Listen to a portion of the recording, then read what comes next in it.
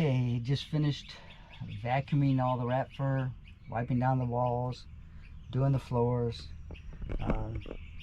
finished up cleaning up the air conditioner, and the filters are drying, and I think we're getting ready to change our interior decor. Currently we have this, which I do like. To me it's appealing. It's more, I guess, maybe a manly feel to it, but it's we use placemats for our curtains. These are 19-inch in length. You have to have that to cover the window from top to bottom. I've got 8 of them, so they're a little bit more expensive. They cost me $4 a piece, but for winter they're thicker, they're heavier weave, and so they help block out some of that cold that's coming through the windows. Placemats are just hung by little small curtain rings, and that's got clips on them, so it doesn't take long to change them out.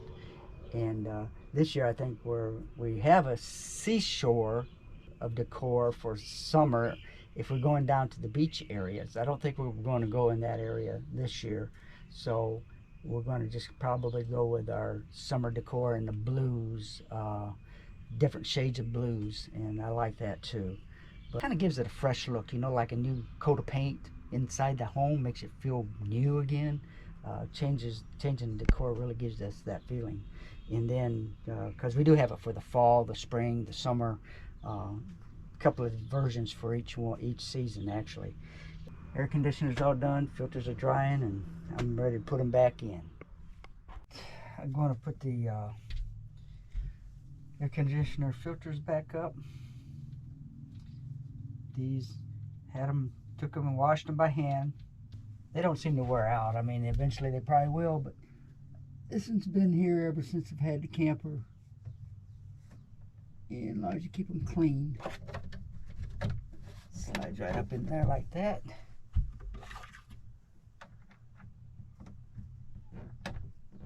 And I just use a dime, quarter, or anything like that. Twist it in, and everything's good to go.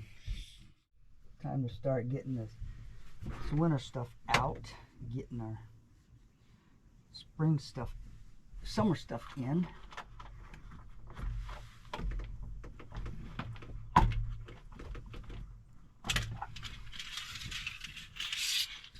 Really like doing it this way because it doesn't take very long at all. The hardest part about this whole thing is finding these little clips like this, the round ones. It's got the little clip on it that goes on these thin rods. Is that last year we had took some sheets and we cut them, and then we got a fabric that you could actually just stick in behind here and press it on and iron it down. So it was really kind of cool.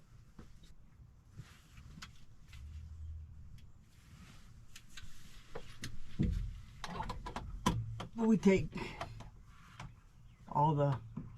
everything but the curtains have been taken out, and it's been washed and cleaned. These would be next.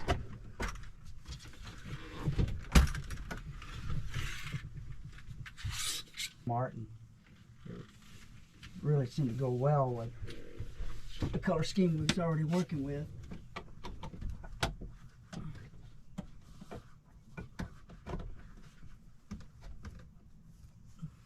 I don't like those.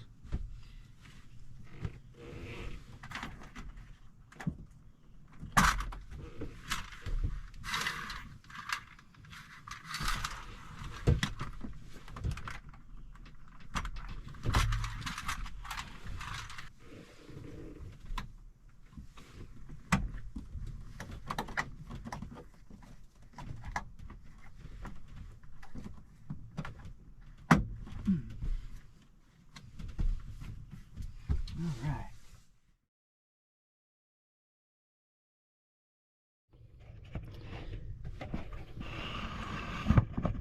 Okay, so I suggest whenever you clean your tracks that you do just that. Whenever you use if you use a 3-in-1 like I do, pull your screen out. I like to go through and make sure all my tracks are clean and right there. What I just got out, that comes around from one of those slots. Just a hunk of dirt right down that slot area. All right.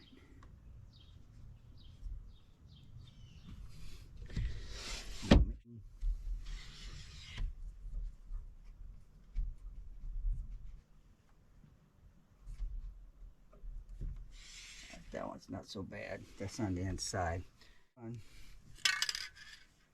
Track spray. You want to just kind of lightly hit it.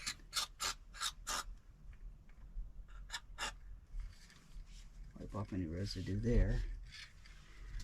Open it up. And it's tight still. Go ahead and get over here.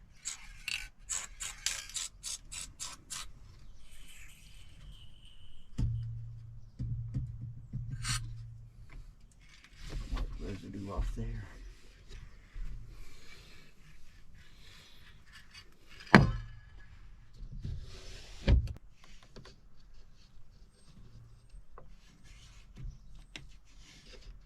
Yeah, see, very little up there in the upper track.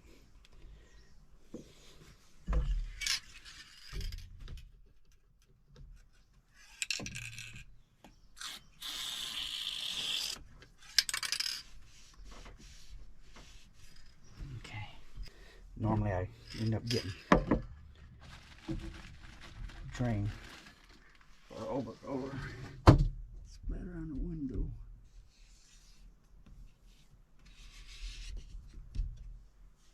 Yeah, see, very little.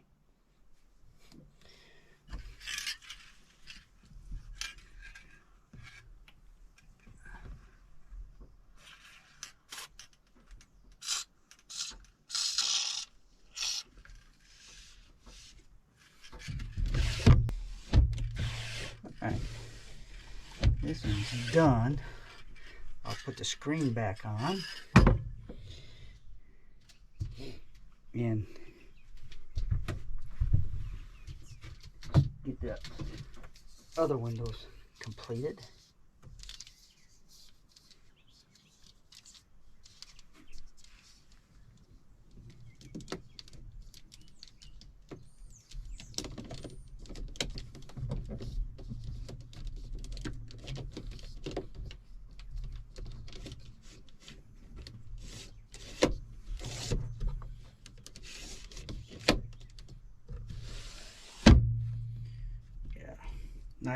Nice. I like that.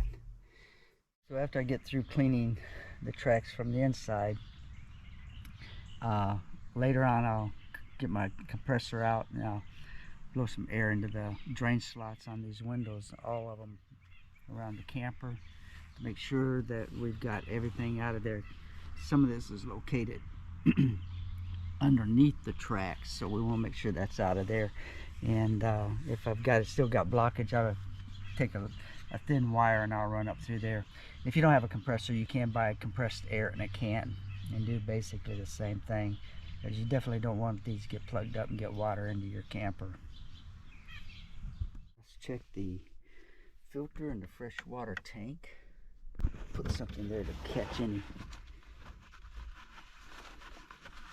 water that might come out. It wipes up real easy. But that should just scoosh right off counterclockwise.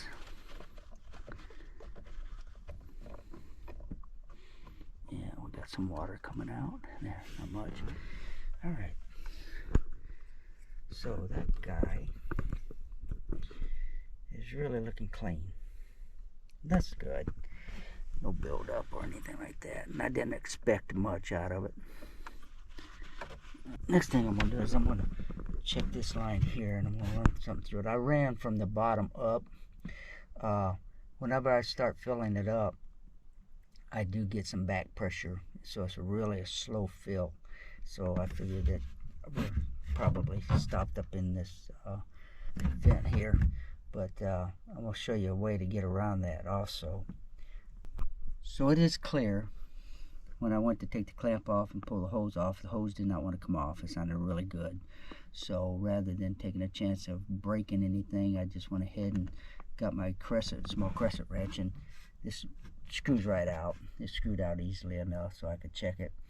And it's got a good flow to it, so it's nothing blocking it. Not sure why I was backing up. I don't see any crimps or anything back in there on that either. It's always been that way with these free feeds or gravity feeds like this. And so I'll go get that little tool that I use. It's got another purpose, but I use it for filling this tank also. So I'll get that and show you. So to speed up my process, this guy serves two purposes for me. I can use it to fill my water tank. It's small enough that it'll fill up faster than just trying to put the hose straight in, because its diameter is small enough that it lets air pass back out through the top if it's not venting fast enough through the vent hose. And this is also, and I've already done it, I'm not going to do it again, but I pull the drain plug out of my hot water heater and then hook this to my hose, put it up in there, and really give it a good power spray. Knock off any of the residue that's built up in the hot water heater. And then I will use vinegar most of the time. Run it into the hot water heater and let it sit and heat it up, and then drain it out. Keep it clean. We did not do that one year. One year we come home and forgot to drain it. I always drain it before I let it sit for any period of time, and forgot to do that. Needless to say, we got the dreaded rotten egg smell, and that took a couple days to get that cleaned out.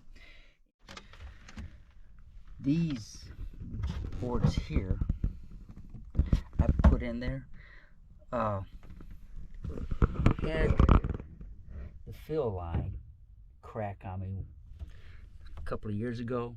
I think it was 2 years ago, and when I put water in there, it actually flooded in here. Not a lot, but it was just enough to, soak the bottom.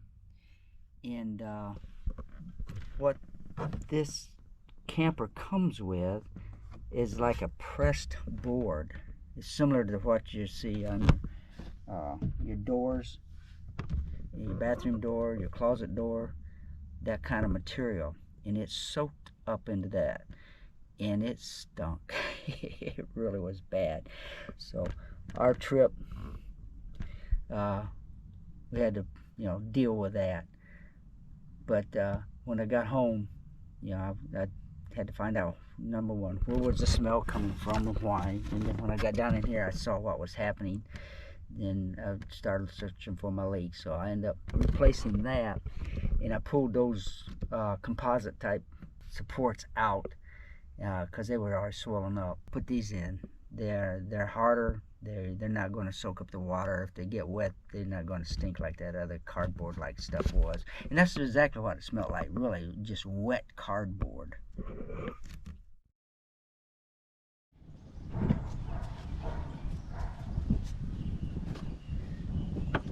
Okay.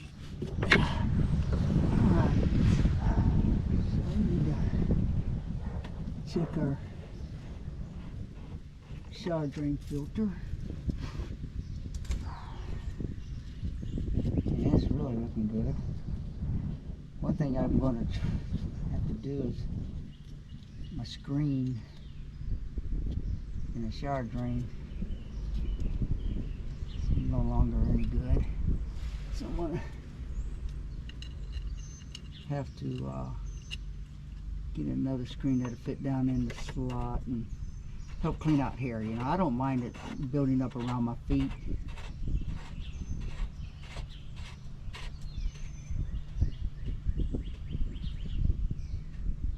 Make sure that's nice and snug. I don't want to lose it.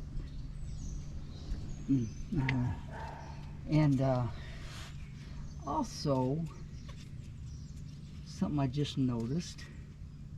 I have to check the other side. But on this shower door, I've got a couple of screws at the very bottom that loosen up when I travel. So I've got a, I took a piece of weed eater line and stuck in, and then I put my screw back in with the weed eater line so that it would keep that screw in. And I see here, that screw actually comes out right there. Now that's on the frame of the door. It's that screw actually is backing out from right there. So I believe that for that particular screw that's been a pain in my rear ever since I've had this camper, I could put me a nut on there or something. Or even take a little piece of plastic and screw it onto there to help hold that in place. Now I want to get over and see if there's one on the other side.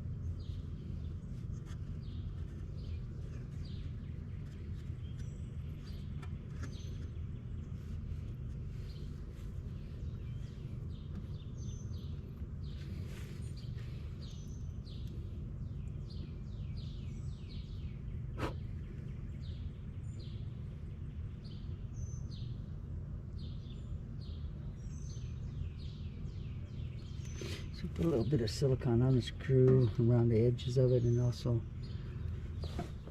on this little white anchor. And just, so we can't screw it on.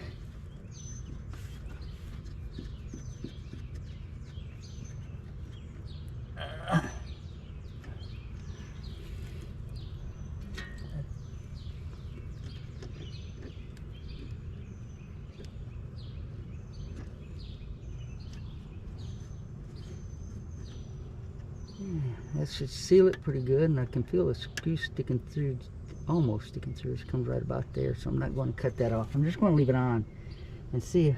I'll do the other side, because the other side does come through also, and it's come, you know, started here in the last few months, started working loose, and see if that helps keep that screw in from working loose and keep any kind of moisture out of it too that could possibly get in there. A couple of questions I get asked about is, what is that? The owner I bought this from got that 4-inch pipe, cut it, and put his hoses in it. So that's our black water hose and gray water hose for drain hose. Another thing I've read here a while back is somebody had talked about the black water drain and it moving. Mine did move, and it did for quite some time. Never had a leak or anything, but it was always a battle. So I actually come back in and I put that strap on it, and it comes and wraps around, and then it attaches up here on the opposite side, and it takes a lot of that looseness out of it.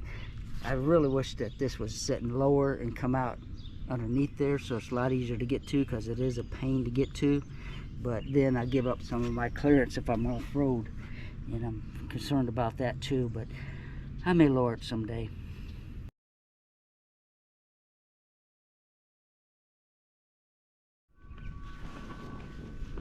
Another thing I like to do 2 or 3 times a year is I lubricate this jack.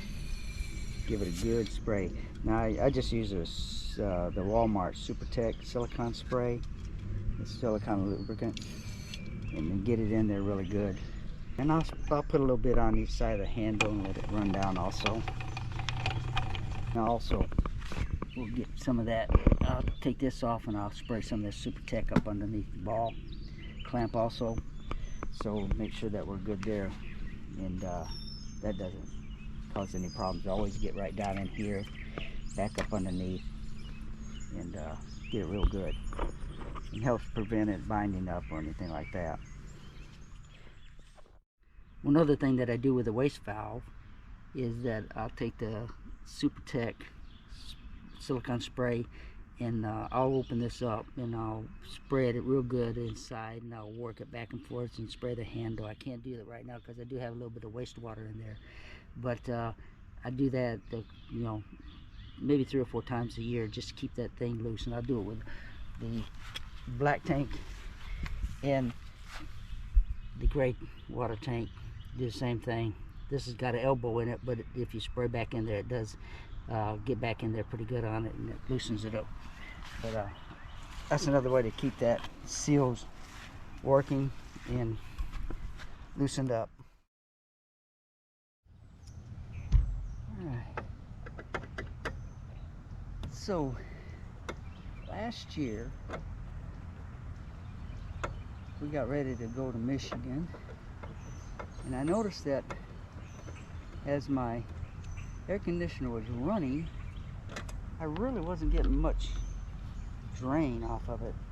The condensation wasn't coming off like it normally would. A little bit more stable.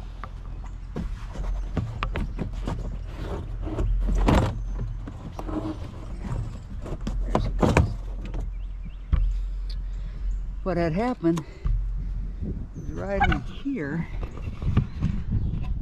a sparrow had come through those bottom holes and built a nice big nest right in there with eggs. Now, by the time I found it, the eggs are all dried up.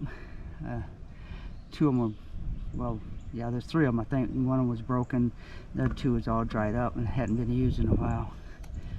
So I don't know, I guess assume that once we took off and started traveling, that the bird just never come back. Mama bird just gave up on it and never come back. But you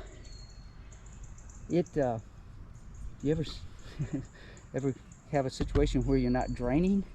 Something you might check, because your drain holes right here, around the bottom, and if they're clogged up and water can't get either direction, you may get some drainage, but you may not get as much as you want. So it was just building up in this tray here and kind of evaporating eventually.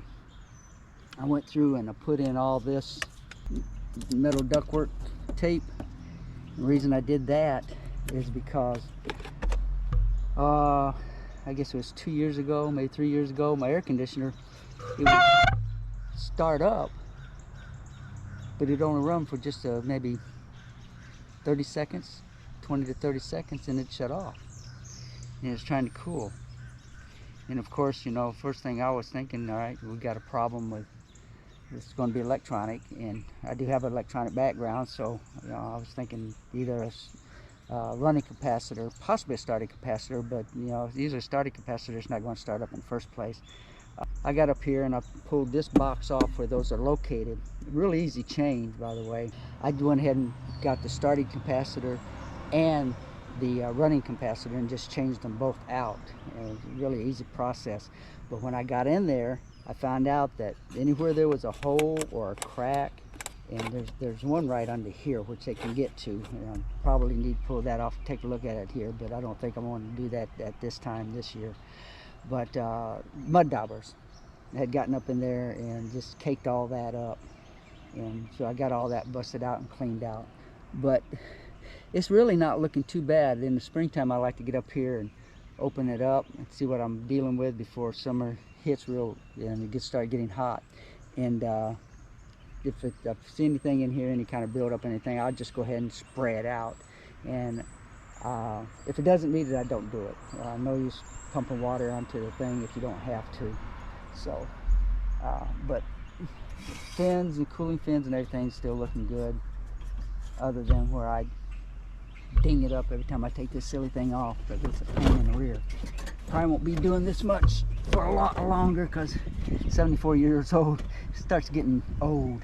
I am going to wrestle this guy down and get it all bolted back down.